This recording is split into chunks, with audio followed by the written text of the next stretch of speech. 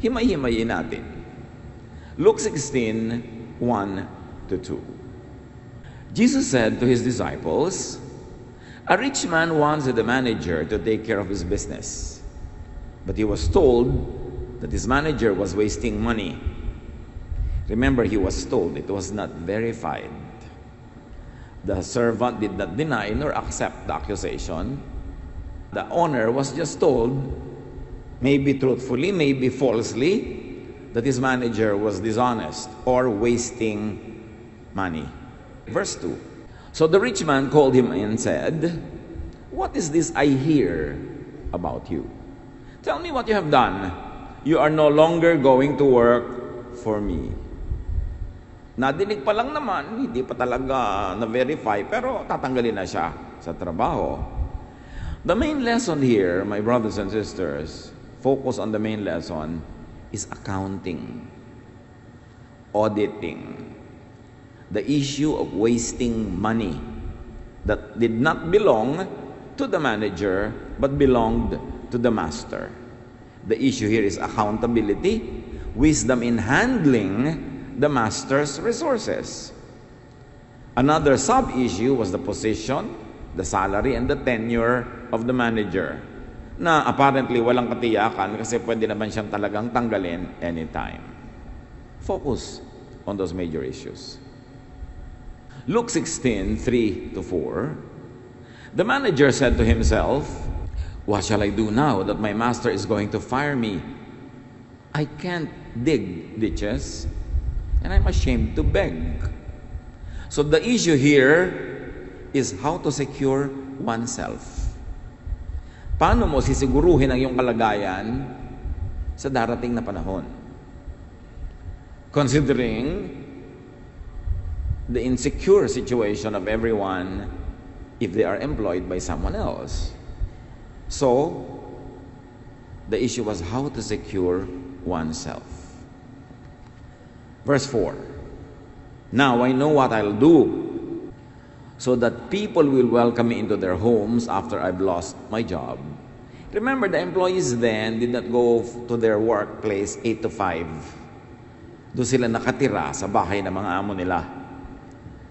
At usually wala silang mga sariling bahay kasi sobrang mga mahihirap ang mga taong ito. Konti lang ang mayroong kabuhayan ng araw.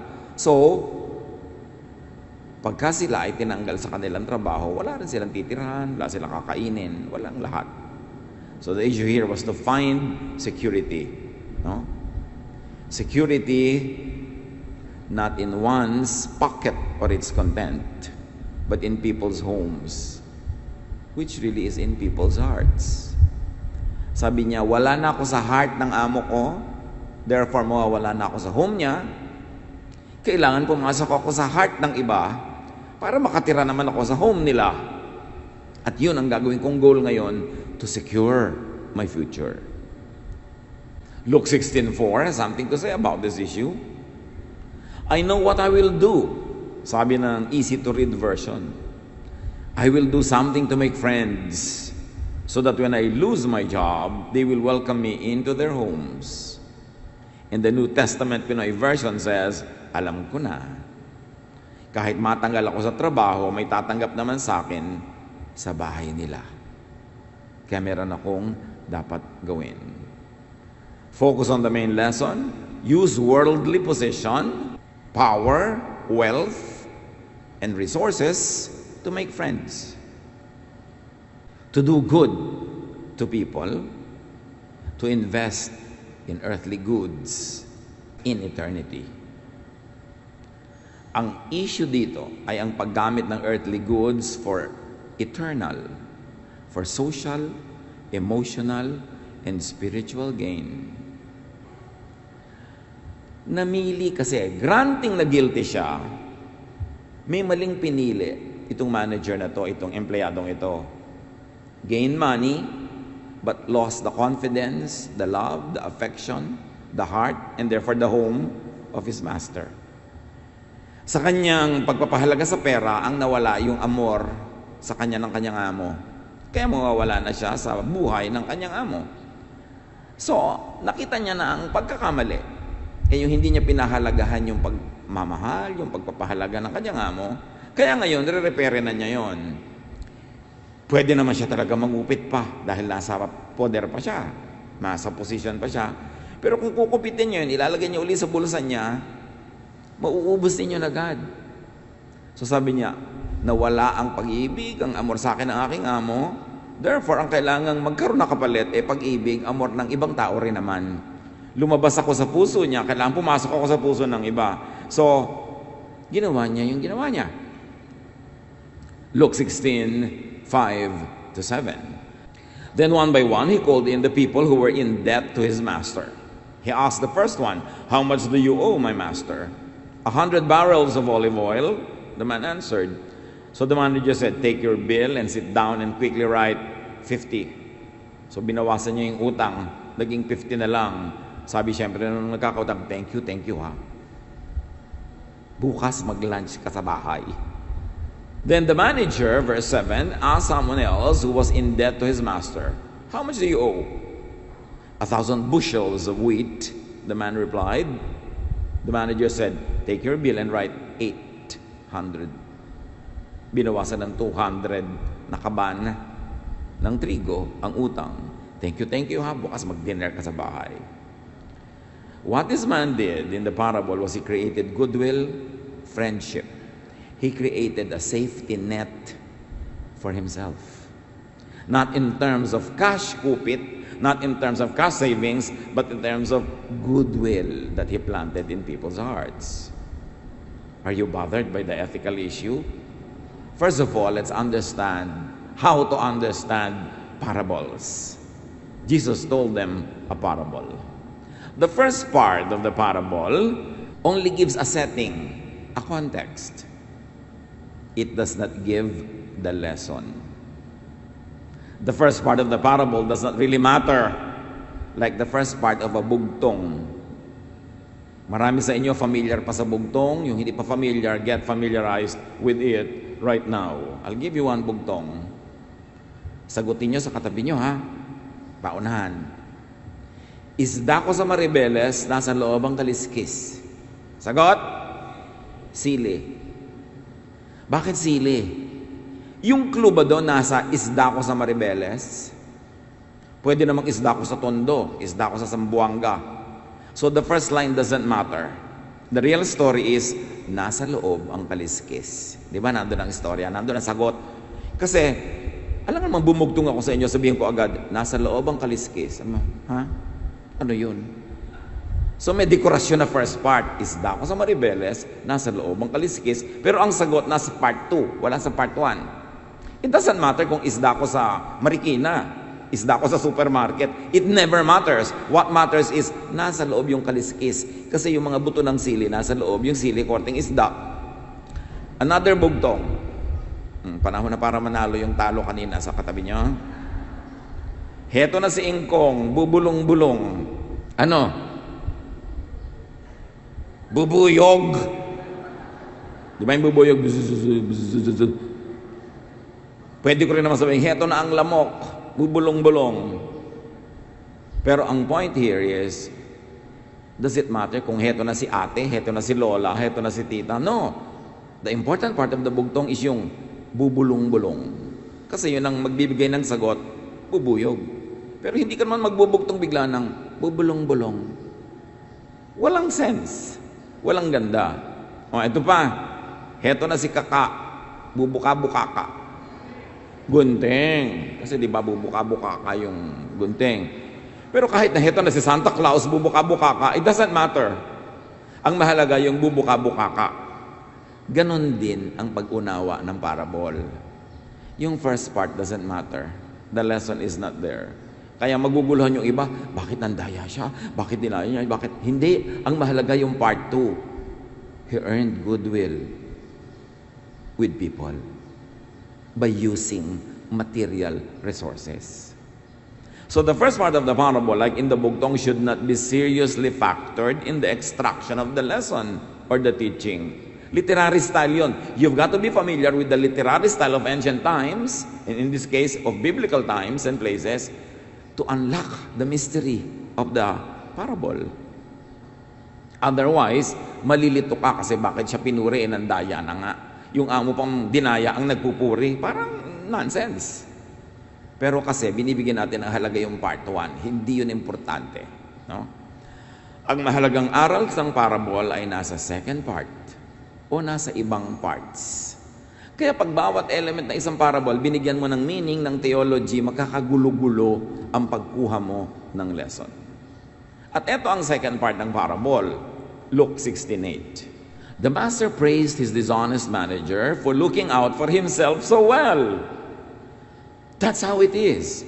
The people of this world look out for themselves better than the people who belong to the light. From the mouth of Jesus, sabi niya, yung mga relihiyoso, yung mga makadiyos, sabi ganon, talo yan ang mga hindi relihiyoso sa husay dumiskarte. Yan ang sinabi mismo ni Jesus. The master knew what works. Goodwill, safety nets, based on goodwill. What the dishonest manager actually got was the displeasure of his amo because he lost the goodwill with his amo kasi dinadaya niya. Siyempre mga amo, magiging amo ba yan kung hindi siya marunong? Malalaman din niya yan. Akala lang nung nandadaya, hindi siya bisto. Pero kung siya ay may amo, naging amo yun kasi matalino yun. Lalo kung nanatili siyang amo ng matagal, matalino yun. Huwag mong isiping nadadaya mo siya. So, nagkaroon ng day of reckoning, pero hindi yun ang tunay na laman at aral. Ang aral, do not waste resources on selfish indulgences, but invest resources in relationships with people, and very especially with God. Pipili ka, sosolohin ko na lang pera, ibubulsa ko, o papatawanin ko na lang yung utang niya. Alin doon ang mas magbibigay siya ng maraming dividends, maraming benefit in the long run? Yung may nagmamahal sa'yo o yung may pera ka sa bulsa? Sabi ni Jesus, yan ang lesson. Luke 16:8, the same verse from the Good News Translation. The master of this dishonest manager praised him for doing such a shrewd thing, because the people of this world are much more shrewd in handling their affairs than the people who belong to the light. So another lesson, do not equate godliness and holiness with being dull, with being talunan, with being patay-patay. Hindi ibig sabihin na patay-patay ka, natalo ka na ng iba, naiwan ka na sa takbuhan, nagkalugi-lugi ka na. Hindi ibig sabihin godly ka. Sabi ni Jesus, mabuti pa yung mga makasanlibutan na hindi relihiyoso. Mahusay sila mag-handle ng kanilang affair.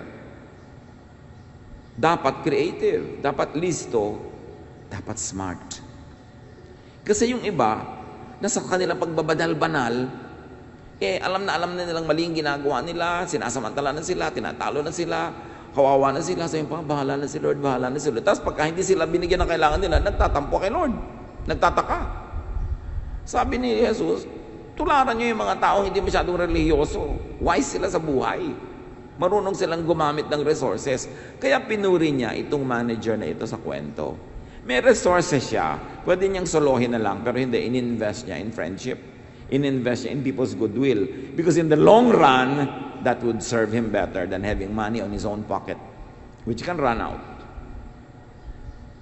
Luke 16:8. Sabi naman ng easy-to-read version, the master told the dishonest manager that he had done a smart thing. Yes, worldly people are smarter in their business with each other than spiritual people. So it makes us rethink even our business policies, even the way we conduct our lives. Luke 16:8, the New Testament Pinoy version, pinuri ng amo ang ginawa ng kanyang madayang manager kasi madiskarte siya. Ang mga anak ng mundong ito ay mas madiskarte sa pakikitungo sa kapwa nila kaysa sa mga anak ng liwanag. Kaya sabi ni Jesus sa Matthew 10:16, I am sending you out like sheep among wolves. Therefore be shrewd as snakes, and as innocent as doves. Again, may part 1 and part 2. Pag kinuha mo ang context ng turo ni Jesus, ang tunay na diin sa part 1, be shrewd as snakes. Minamasama naman natin, lagi yung snake, creation naman ng Diyos yung snake. Yun lamang snake na ng gulo sa paradise, yun lamang ang dapat mo hindi pakinggan, pero hindi ting nakakita ka ng ahas, gusto mong durugin, patayin. Creation din yan ng Diyos. Sabi niya, be shrewd as snakes. That's the important part of the two-part sentence. Yung iba naman, ang inuunan nila, be innocent as doves, kaya nire-rape na, hindi pa kumikibo. Naabuso na, hindi pa kumikibo. Sabi nitong storya ni Jesus, the people of this world are smarter. And that was not said for nothing, for no reason. It means, sit up and learn. Now, to continue the story, Luke 16:9, my disciples, I tell you to use wicked wealth to make friends for yourselves. Then when it is gone, you will be welcomed into an eternal home. So, sabi niya, tulad ng manager, gamitin niyo yung resources, yung power, influence, to make friends. Of course, this is a symbolic story. The real heart of the matter is to make friends with God rather than with earthly things. To use earthly things to win the favor and goodwill of God. That is the underlying lesson. The method is not the main issue, the method in the story, but shrewdness, wisdom to not rely on earthly goods for future or timeless security, but instead to use worldly goods to earn the goodwill of people, and very especially the people that God loves. Kasi sabi ni Lord, whatever you do to the least of this, you do to me. So sa palagay nyo, bakit nagkabaon-baon sa utang yung mga taong yon dito sa mayamang amo? Kasi very oppressive ang system nung araw. Kahit sa ating bayan nung araw, pagka magsasaka ka, uutang ka sa landlord ng isang kabang bigas, ang bayad mo na nun, 3 na. Lulubog ka ng lulubog sa utang. Kaya ang mga kwento ni Jesus, laging, ang laki na kayang utang nito, ang liit ng utang nun, pero pinatawad sila lahat. Kasi alam ng Diyos na ang dami nagkakalubog-lubog sa utang, hindi dahil hindi lang sila marunong magbayad, although may ganon, hindi dahil lang pabaya sila, kundi the economic system of the world has been very oppressive to the poor. Hindi ka talaga matitigil lumubog ng lumubog. Kaya ang ginawa nitong matalinong manager na pinabawasan niya yung mga utang, siya ang nagko-compute, di ba? Meron kalahati ang binawas, meron 20% ang binawas, kasi siya rin ang nakakaalam kung gaano kalaki yung abuso ng amo niya sa pagpataw ng interes sa utang ng mga tao. Kaya actually, hindi masama yung ginawa niya by greater value system. Kasi alam niya kung paano ginigipit ng mayaman na mahirap. So ang totoo, maganda nga yung ginawa niya. He used what was in his power para alisin yung burden ng mga burdened. Alisin yung kanilang pagkakagipit sa buhay na ini-impose sa kanila ng forces beyond their power. Kaya yung pagpapagaan ng utang, pagpapatawad ng utang, pinuri. Pero siyempre, hindi natin siseryosin nga yung kwento na yung amo niya, lahat-lahat yun, dekorasyon lang yun sa kwento. Kasi ang tunay lang sabihin ganito, gamitin mo ang worldly resources to be good to people, and when you're good to people, God will reward you. Pero napaka-cold naman ng kwento na yun, so nilagyan ng mga dekorasyon, mga ganyan-ganyan. Ganon yung parable. But focus on the main issue. Luke 16:9, I tell you, use the worldly things you have now to make friends for later. Then, when those things are gone, you will be welcomed into a home that lasts forever. So, you see the parallelism here? Ginawa ng mabuti nitong manager yung mga nagkakautang para kung palayasin na siya ng amo niya, may mga bahay na matiran siya, yung mga tumatanaw ngayon sa kanya ng utang na loob o nagmamahal na sa kanya dahil tinulungan niya. Pero yung home ng mga yon, representative pa lang ng tunay na home na tinutukoy ni Jesus, and that is our eternal home. That when you do good to people, when you help the needy, when you use worldly resources to relieve their suffering, to do good to them, you will be welcome in the heavenly home of our God. Napakalinaw ng parallelism. Huwag lang tayo magpapagulo sa mga detalyeng dekorasyon ng kwento. Luke 16:9 ng Pinoy version, sinabi ko sa inyo, gamitin nyo ang pera ng mundong ito para magkaroon kayo ng mga kaibigan. Para pag naubos yun, Tatanggapin kayo sa tirahang walang hanggan. Baligtad kasi ang ginagawa ng mga tao. Nasisilaw sila sa pera, pinaglilingkuran nila ang pera, kahit masira sila sa kanilang amo, kahit masira sila sa kanilang kaibigan, kahit masira sila sa kanilang kamag-anak, mga mahal sa buhay, kahit ang sarili nilang mga isip ay masira, maguluhan sila, mag-guilty, kahit na sila magtago, makakomit ng crime, magkapera lang, baligtad. Sabi, ang pera ginagamit mo yan to win hearts, not to lose friendships. And that was a very important lesson in the parable. Use worldly resources for emotional and spiritual gain. But emotional, pag naman talaga nagbibigay ka, lalo sa mahal mo o sa nangangailangan, may saya ka. Pero pagka inaagawan mo yung mga tao, ninanakawan mo sila, dinadaya mo sila, kahit may pleasure ka, mayroon kang lungkot. Ang sinasabi ni Jesus, unahin mo kung ano nagpapasaya sa spirito mo. Yung pong pagbibigay, pero nakakalungkot po sa bulsa. Alin ang mas mahalaga sa iyo, yung bulsa o yung puso mo? Puno yung bulsa mo, pero malungkot yung puso mo. Yun ang lesson. Kung meron kang material thing, meron kang earthly power, earthly influence, gamitin mo yon to do good to people, especially the needy, especially the victims of injustice. And God will favor you. Plus, bonus, baka sakaling itong mga taong ito, tumanaw din sa'yo at mahalin ka rin, although that does not always happen. But what will always happen is, yung sabi ni Jesus, whatever you do to the least of this, you do to me. Therefore, may premyo ka sa akin kung wala man sa kanila. Kung sila nagpremyo din sa'yo, edi bonus. Pero with or without bonus, ako ang magbabayad sa'yo ng lahat ng mabuting ginagawa mo sa iyong kapwa.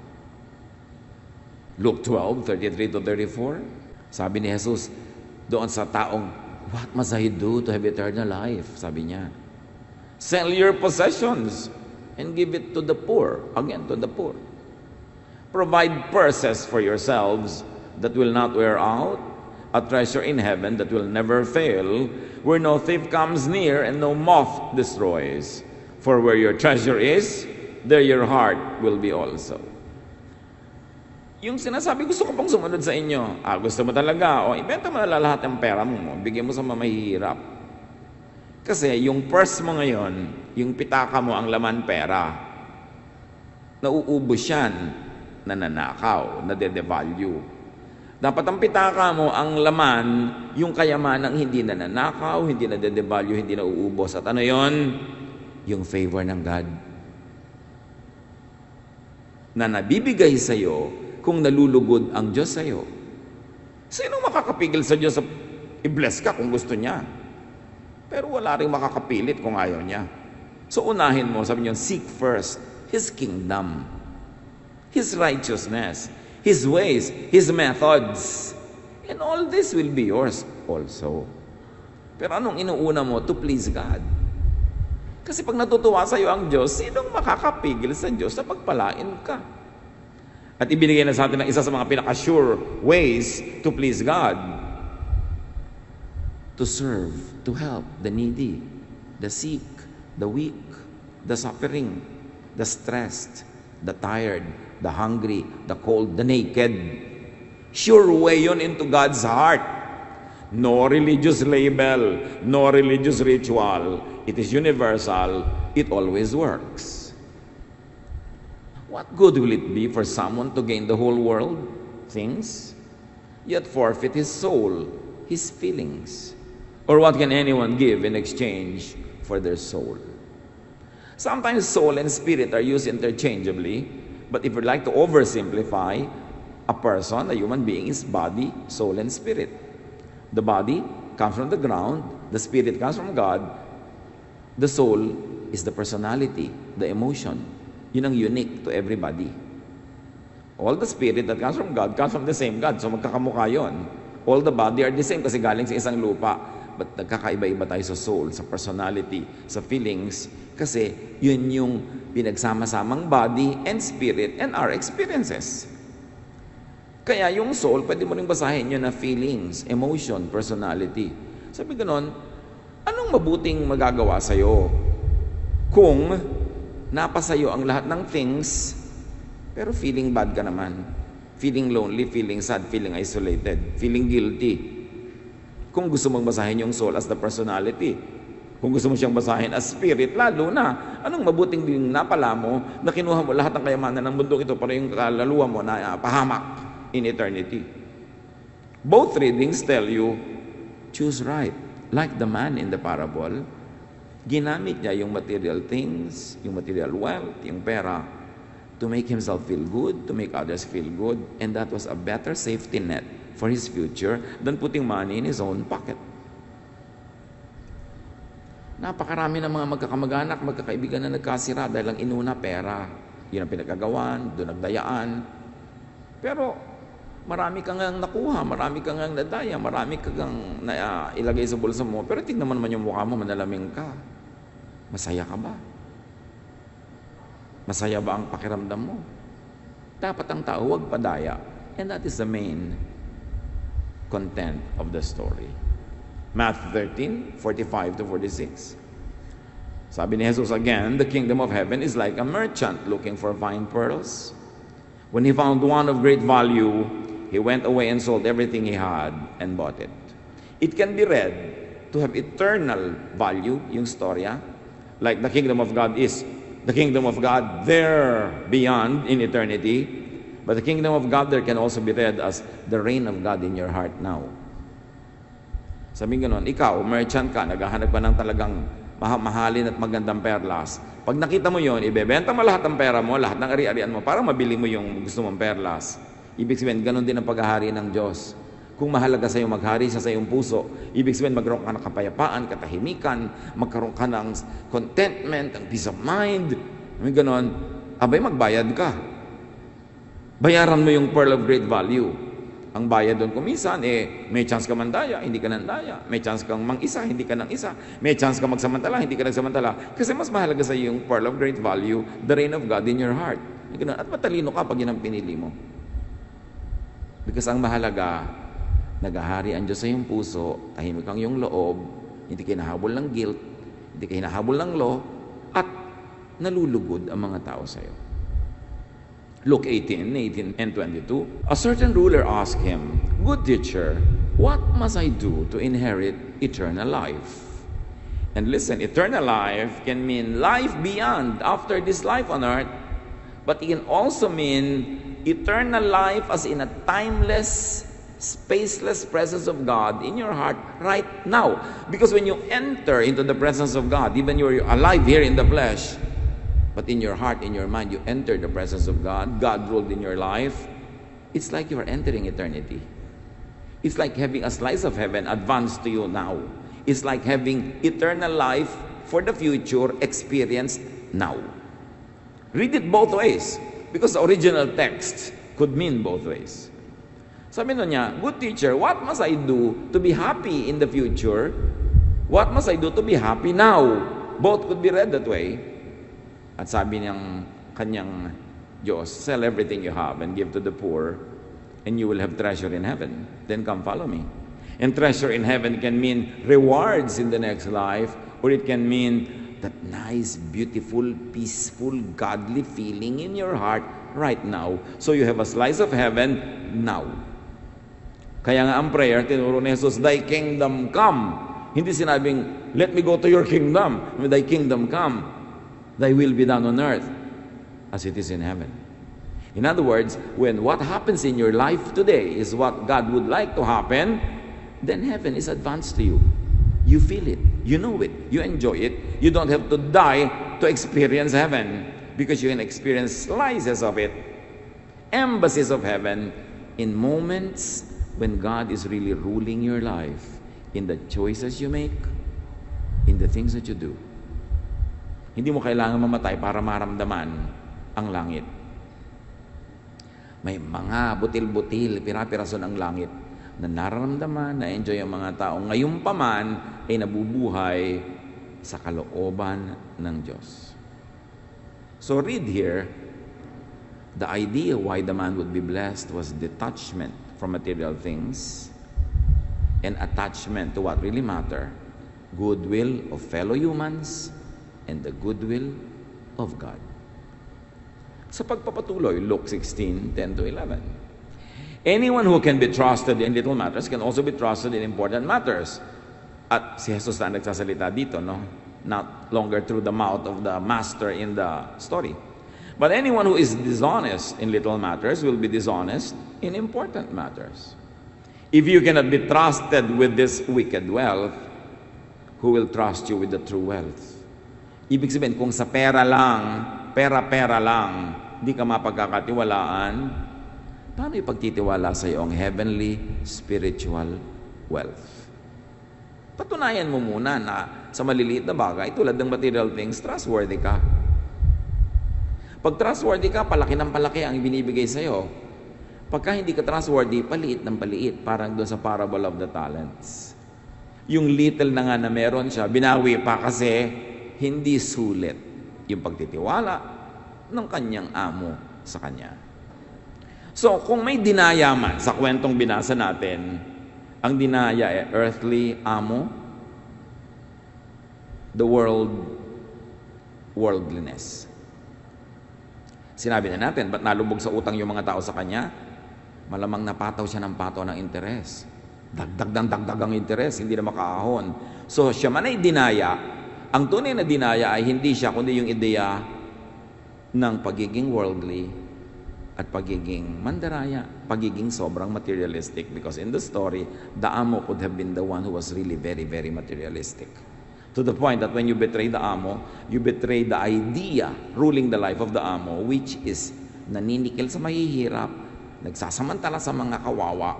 At yung may binetray man itong si manager na pinuri ni Jesus, ang binetray niya yung ideya na yon ng sobrang pagiging gahaman, sobrang pagiging mukhang pera, to the point na nagpapahirap ka na sa iyong kapwa. Luke 16:11, Pinoy version. Kung hindi kayo mapagkakatiwalaan sa kayamanan ng mundong ito, sino magtitiwala sa inyo ng tunay na kayamanan? Kailangan i-prove mo muna ang sarili mo. Huwag kang magtaka kung tinatanggal ka dito sa posisyon tulad ng manager kasi may alam yung amo. But again, do not be confused with the details of the story. Stick to the main issue. Luke 16:12. And if you cannot be trusted with what belongs to someone else, who will give you something that will be your own? Kung inaaksaya, kung sinasayang mo ang ari-arian ng iba, ba't ka naman bibigyan ng Diyos na pang sayo talaga? Ang test nga, yung ari-arian muna ng iba. Matthew 25:26-27, yung tamad na servant na hindi niya pinadami yung puhunan na binigay sa kanya. His master replied, "You wicked, lazy servant.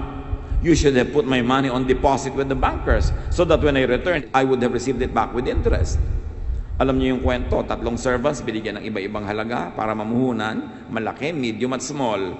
Yung malaki, kumita ng malaki. Yung medium, kumita ng medium. Yung small, walang kinita. Binaon lang niya sa lupa yung kanyang talent. So, binawi. At yung talent na yun, hindi lang pera, ha? Pwede yun na talent, na actual talent. Pag hindi mo ginagamit yan, mababawi yan. Ministry, position, hindi ka matapat, hindi ka tama, mababawi yan, mawawala yan. Hindi ka pwedeng makalusot. Kasi lahat ng bagay bigay ng Diyos. Kahit mukhang may taong ginagamit over you, God sits over all structures of power and authority. So that when you are unfaithful to the one above you, you are truly unfaithful to the God who is above everyone. Mababawi't mababawi. Hindi pwedeng dayain. Be sure that your sin will find you out. Be sure that what you do will have results. What you plant, you will harvest. Pag may hina-harvest ka ngayon na ang ganda, pwede mong kantahin yung "Somewhere in my youth or childhood, I could have done something good." O kaya, meron kang naaaning hindi maganda, huwag kang magtaka, huwag kang manisi, isipin mo, anong ginawa ko? Bakit ako nalalagay ngayon sa ganito? Because God does not commit mistakes. Unless you are going through trial, which is rare. Ang tinatry lang, yung mga katulad ni Job, yung righteous. So bago mo isipin you are going through trial, isipin mo, maybe I'm going through chastisement. Maybe I'm getting what I deserve. Pero matapos mong siyasatin na yung sarili, alam mong 100%, napaka-faithful mo, tapos mahirap pa rin na nangyayari, then trial yon. Pagtiisan mo, lalampas din. Pero kung yun ay bunga ng ginagawa mo, ay magtiyaga ka. Kung gusto mong mapalitan ng bunga, palitan mo ang tanim. Luke 16:13, you cannot be the slave of two masters. You will like one more than the other, or be more loyal to the one than to the other. You cannot serve God and money. So in this sense, the man in the story had a choice. Will I serve money? Will I keep money? Kukupitan ko na lang tong amo ko, pero akin na lang. Pero hindi. Ibinigay niya sa mga taong napakamalamang ay kailangan talaga ng tulong, worthy of it, victims of injustice. Therefore, God is pleased. That's why Jesus commended the man. The star lesson, yung minahalaga niya ang relasyon niya sa tao, ay ikabubuti ng tao, kesa sa maglagay siya ng pera sa kanyang bulsa. Colossians 3:2, set your minds on things above, not on earthly things. The shrewd manager did this. And this is what we can learn.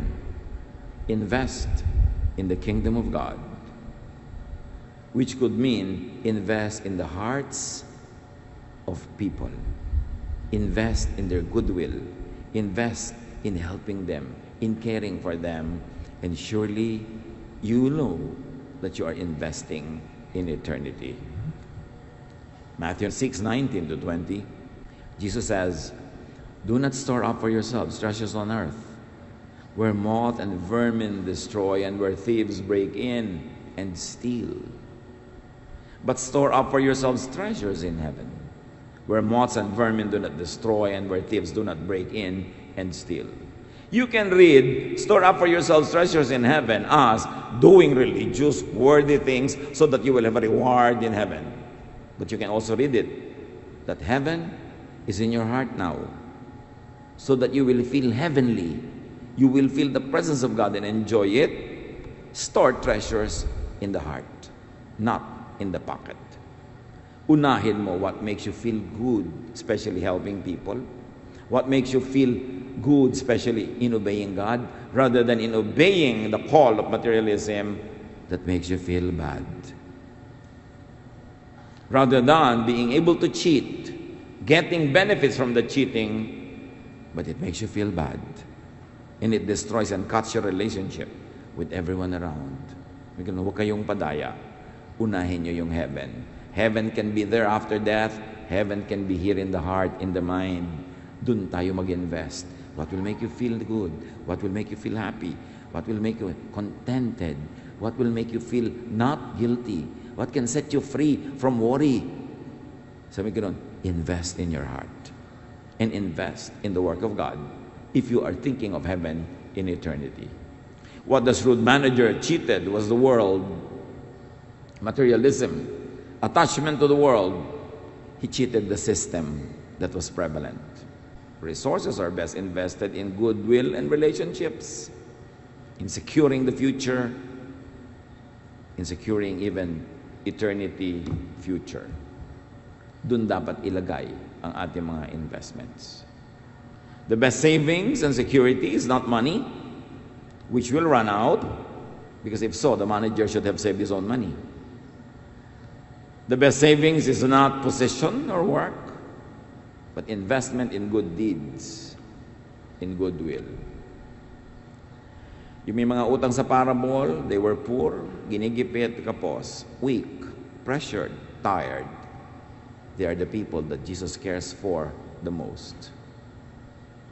Magpatawad tayo ng mga utang ng iba, lalo't hindi naman nila kayang bayaran na.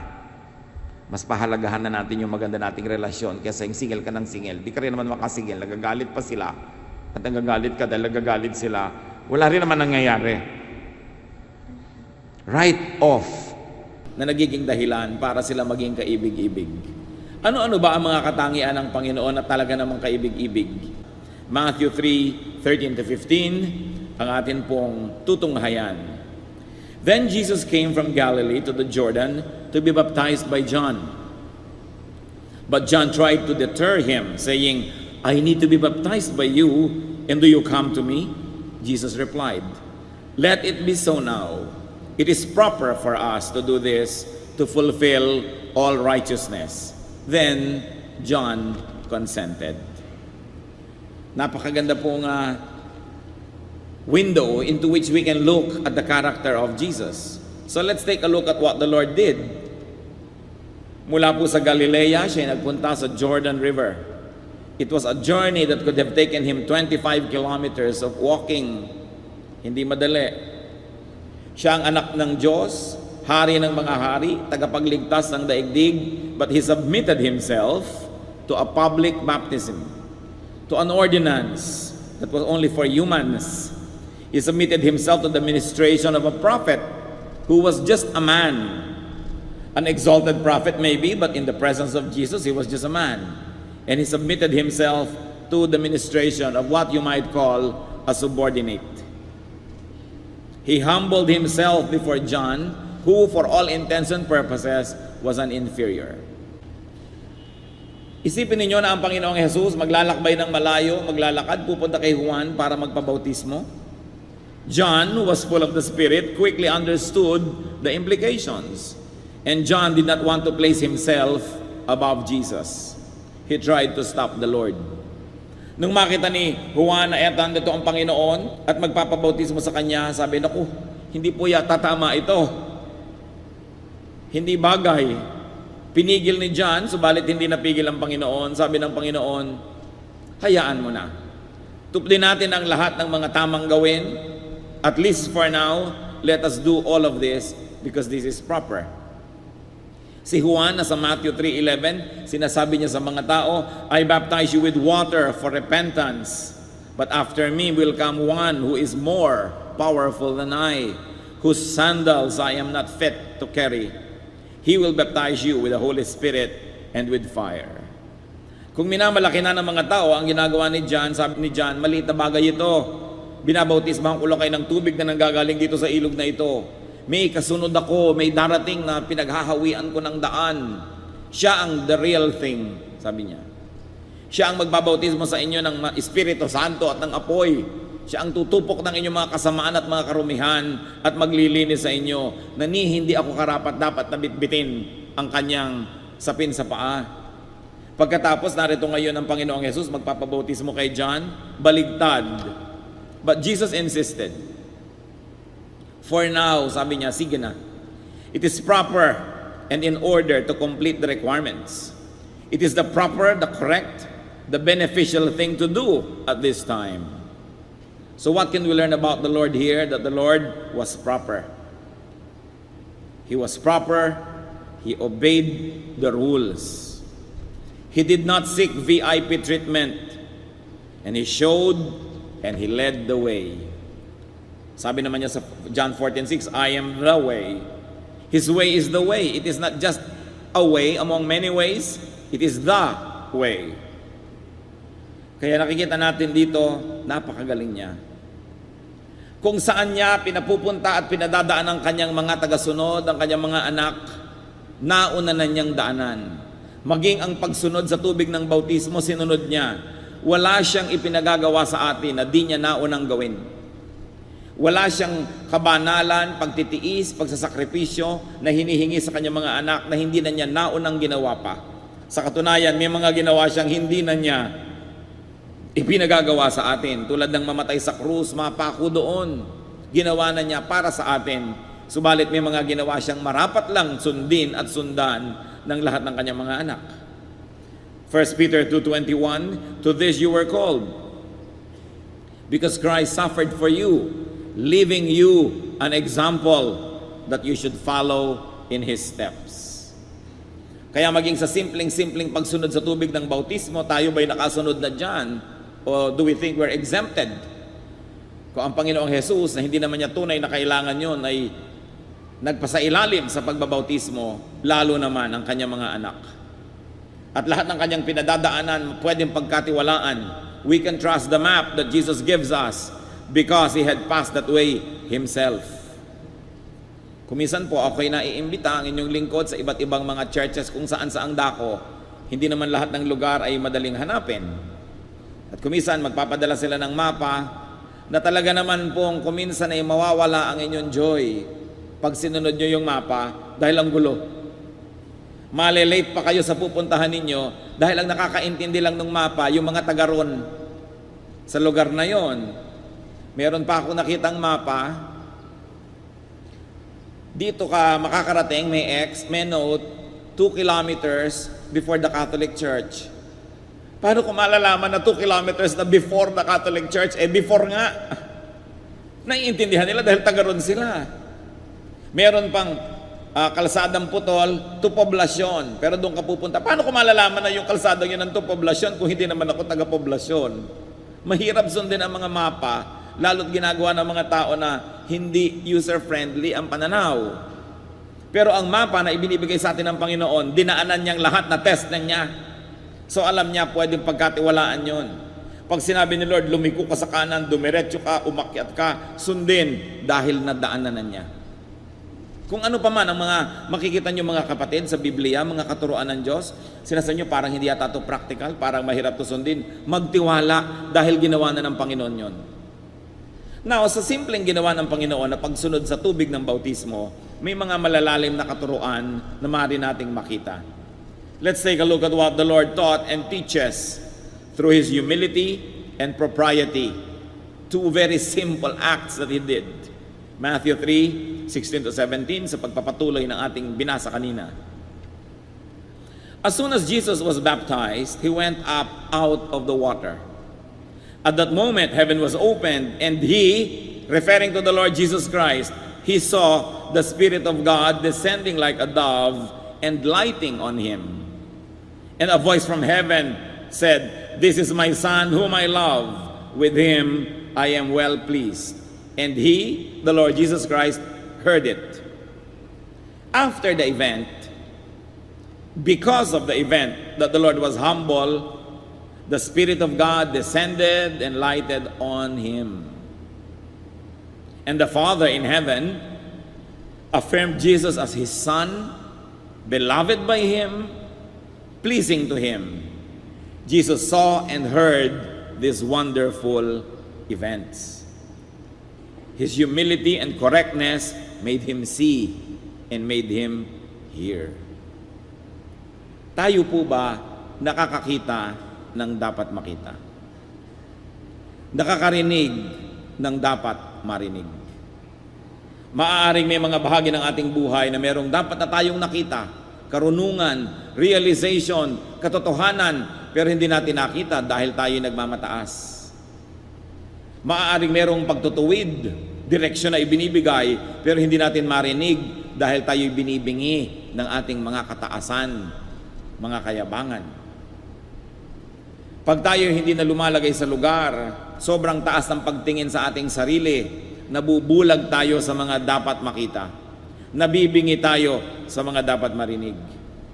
But the Lord's humility exalted Him. Luke 18:14, everyone who exalts himself will be humbled, and he who humbles himself will be exalted. Nangyayari na po ito sa sanlibutan, subalit ang malungkot, kuminsan nangyayari pa rin maging sa mga anak ng Diyos, maging sa mga lingkod ng Diyos, na itinataas ang kanilang sarili, higit sa dapat nilang kalagyan, at least for that moment. Dapat ganito ako, dapat ako bigyan ng church ng kotse, dapat bigyan ako ng laptop, dapat bigyan ako ng malaking bakasyon, bigyan ako ng allowance, bigyan ako ng ganyan at ganito. Pero tingnan mo, may bunga ba? Ano ang bunga? Wala namang bunga, ay gustong pumitas.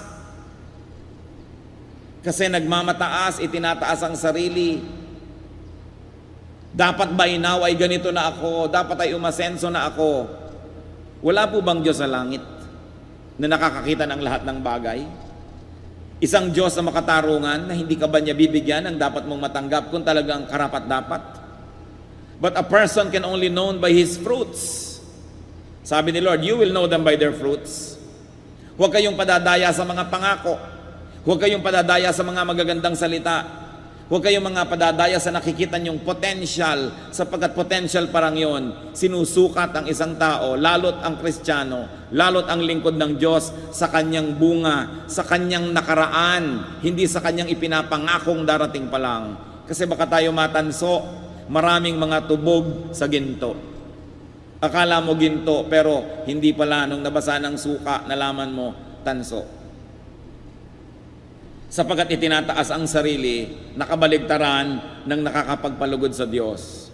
Humility, propriety pleases the Father in heaven.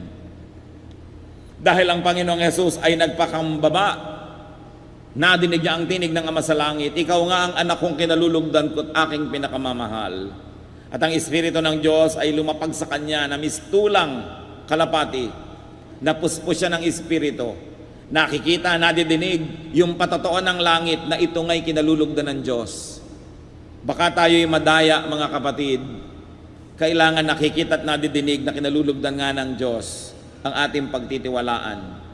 At yan ay nakikita sa bunga. At anong unang-unang bunga? Humility. Pagpapakumbaba, hindi pagtataas sa sarili. Hindi pagpuri sa iba at pamimintas sa bala ng nakapaligid. Hindi sa pagputol ng ulo ng mga nasa paligid para ikaw ang matirang pinakamataas at matangkad dahil pinugutan mo ng ulong iyong mga katabi. Hindi natutulog ang Diyos sa langit.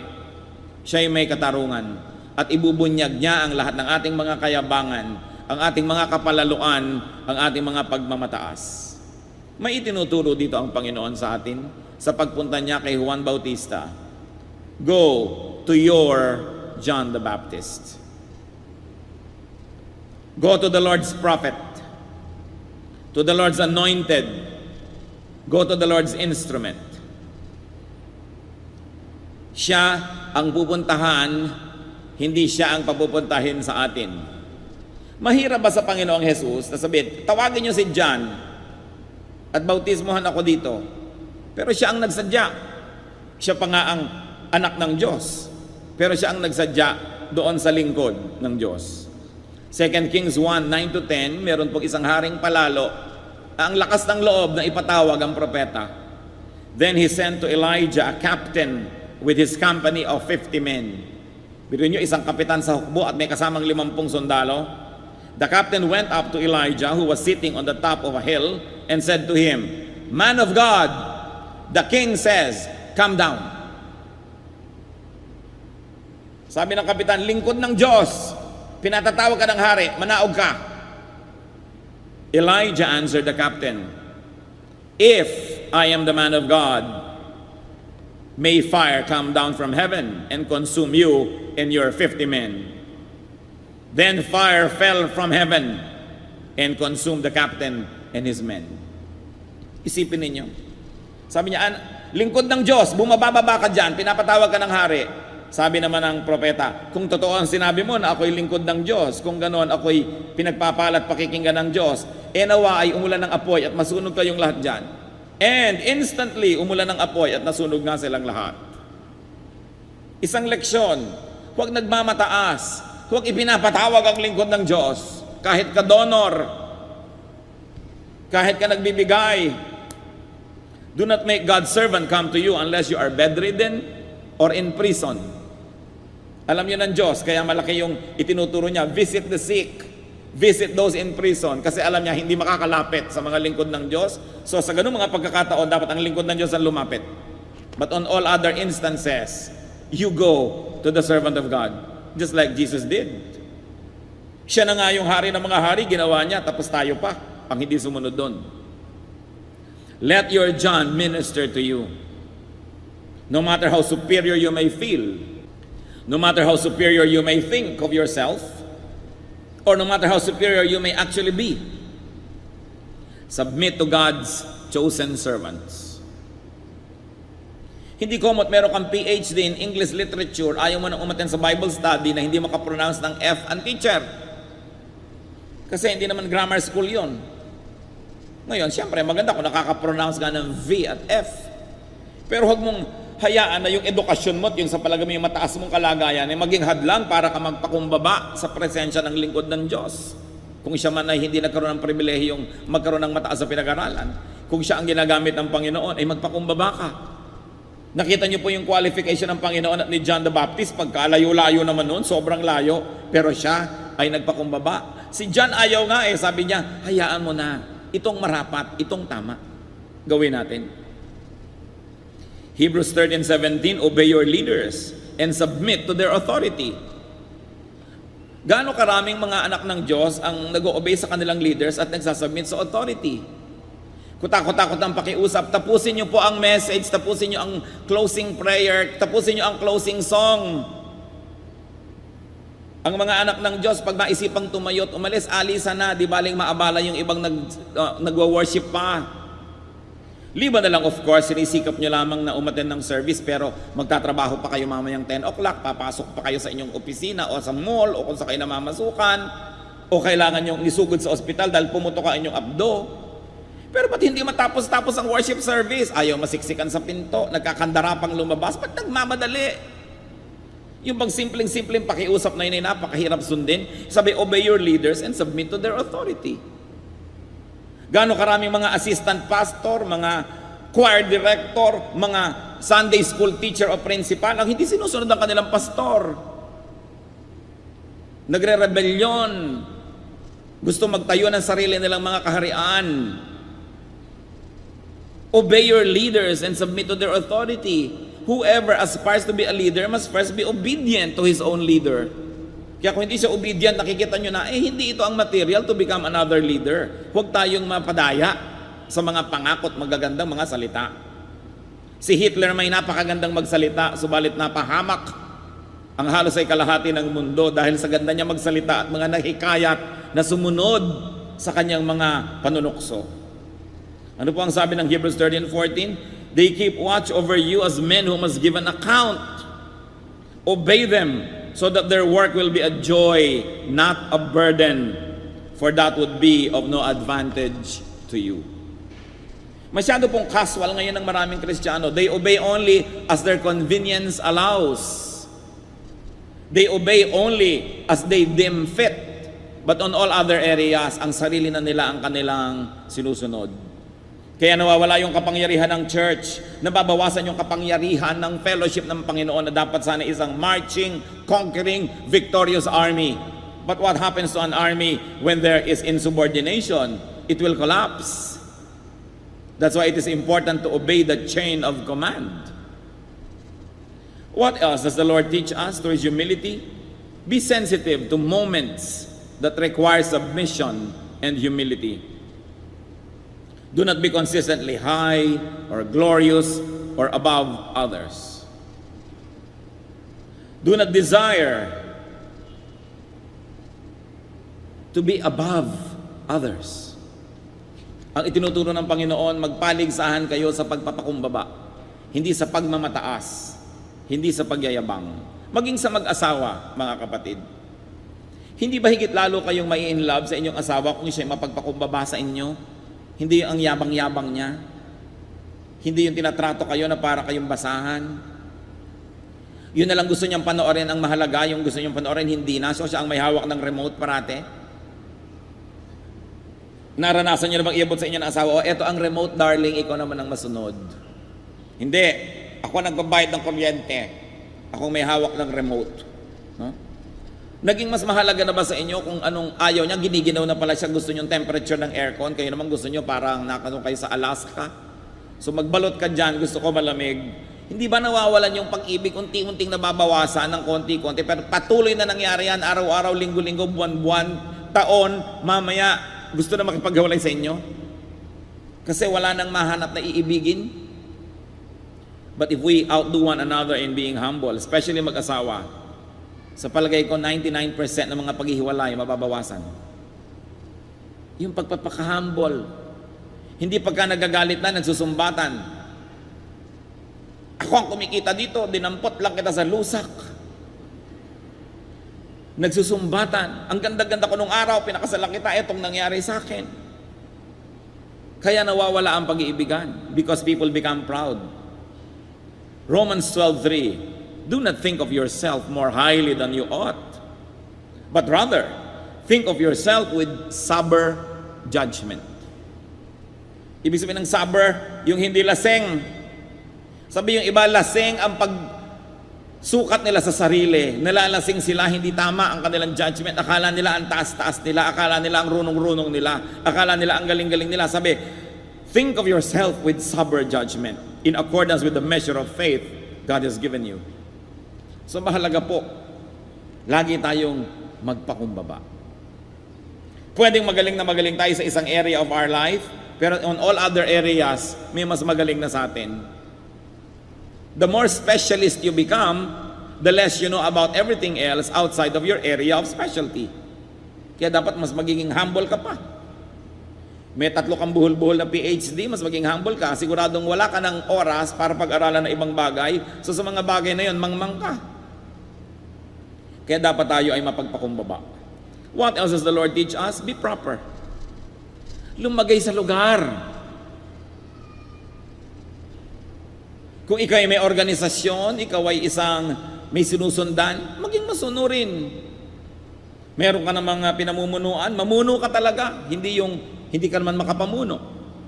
Hanggang doon na lang ang kaya mo, dahil hanggang doon ka lang, ayaw mo pang may ibang mamuno sa mga tao. Wala tuloy mangyari sa lahat. Because a leader can only bring his people up to where he or she could go. Kung hanggang doon ka lang, hanggang doon na lang ang yung leadership. So you must allow others to minister. Hindi mo sosolohin. Lalagay tayo sa lugar, mga anak, igalang ang mga magulang. Mga magulang, mahalin ang mga anak. Respect God's chosen servants. Nakita nyo, pinaulan na ng apoy. Itatanong ko nga sa Diyos kung meron pa akong ganong prerogative din, magpaulan ng apoy. Marami na sigurong natupok, buti na lang at hindi ko naiisipan ang mga bagay na yan. At kung wala ay mabuti siguro, dahil the human nature will say, Lord, tupukin mo siya, tupukin mo siya. Because so many people can break a pastor's heart in so many ways. Because you always expect your leaders to be supermen. Lagi na lang kayo i-encourage, ina-encourage nyo ba naman? Lagi na lang kayo uunawain ba nyo naman? Laging kayo ang i-feed, finifeed nyo ba naman? One way makipagrelasyon ang maraming mga Kristiyano. Ang motto lang nila, give me. They always get and forget. Anong gusto nila sa kanilang mga spiritual leaders? You always give and forgive. People never realize how much pain they can give their leaders because of their ambitions na wala sa lugar. Because of their complaints and high esteem about themselves na hindi naman bagay. Because of their rebellions and disobedience. Kaya tuloy ang mga lingkod ng Diyos, pati si Moses, sabi niya, Diyos ko, patayin niyo na nga po ako, ang dami-dami kong taong nililid. Pati si Elijah, patayin niyo na ako, Lord. Ang dami mga prophet, talaga namang narating na yata yung napuno na sa mga tao. Because people are not humble. Instead of being humble, people are proud. Of course, the Lord showed the way.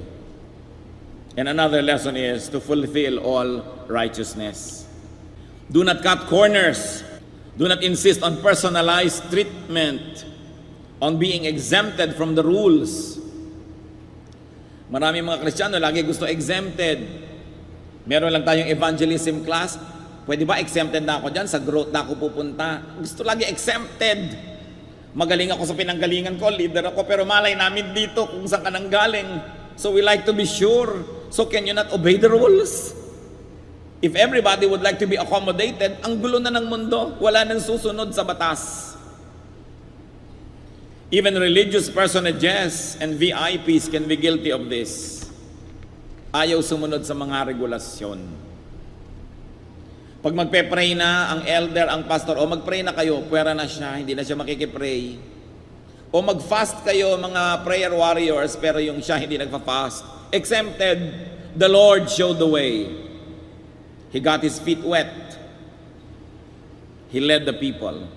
So behold Jesus, the humble one, the proper one. Know and live by what is proper. Kailangan doon po tayo nananahan, tumitindig doon sa tama, sa correct, sa decente. 2 Corinthians 8:21, for we are taking pains to do what is right, not only in the eyes of the Lord, but also in the eyes of men. Gawin ang tama. Tama bang itaas ang sarili, ibaba ang iba?